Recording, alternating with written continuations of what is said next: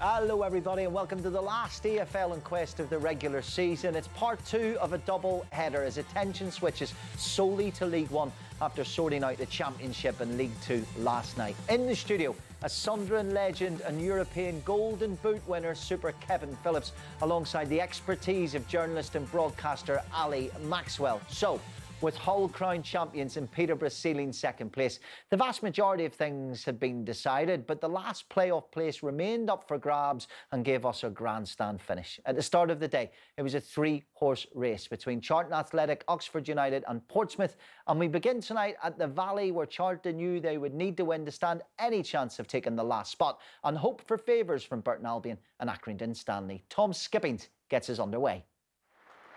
Needing to better the results of both of their rivals, Charlton were the outliers in the race for sixth, but first they remembered their manners, a welcome to the Valley for the League One champions. If Hull had been celebrating since clinching the title, it didn't show. After scoring the goal that started the party against Wigan last week, Josh McGuinness nearly struck again just 6 minutes in. Charlton had sustained their interest to the final day with an eye-catching midweek win over Lincoln, their first in 4 league games. Another victory was their only objective here, but Jayden Stockley needed a firmer touch on this first-half chance. The striker is keen to convert his loan spell from Preston into something more permanent for next season.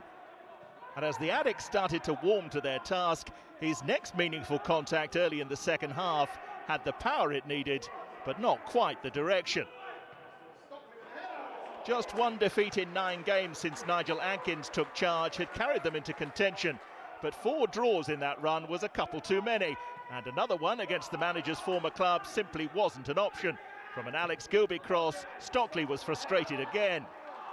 As you'd expect from a side unbeaten since February, Hull didn't coast towards their summer holidays, but Charlton's need was clearly the greater. And with 15 minutes left, they got the goal they required.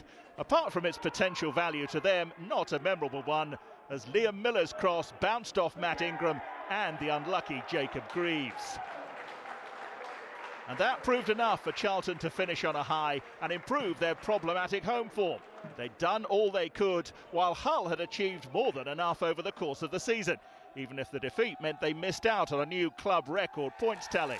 While they celebrated getting their hands on the trophy to mark their first league title for 55 years, the anxiety continued elsewhere.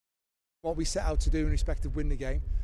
Congratulations to Hull City. I've said that. It was great to see them pick the trophy up. You know, we want to be doing that next season ourselves. What happens now is we'll sit down with the players who are out of contract. We'll debrief the game. And we'll debrief where the season's gone, what we can improve, and as a staff and club we get ourselves ready now for the start of for pre-season and the snakes and ladders, the ups and downs of the Football League for next season. Conversation about Charlton Athletic. Seismic moments this season. Managerial change, obviously Lee Boyer going to Birmingham, ownership change. Are they the classic, if the season was a couple more games, then it could be a different story? It's always that if, isn't it? That if. I think 2 more games they probably would have creeped in, but I think Nigel Atkins has done a wonderful job. 10 games, I think 19 points, so they're heading in the right direction. He's got experience of getting teams out of this league, so I fully expect Charlton to be challenging at the right end of the league next season. You know what? In that run, they beat Lincoln, Hull and Sunderland under Nigel Atkins, so the run wasn't easy either. 3 of the playoff teams, and after the break, we're going to take a look at the other 3 teams who will join the sides who will make up the playoffs. Oxford United join Blackpool, Sunderland and Lincoln City. One of them to join Hull and Peterborough in the Championship next season.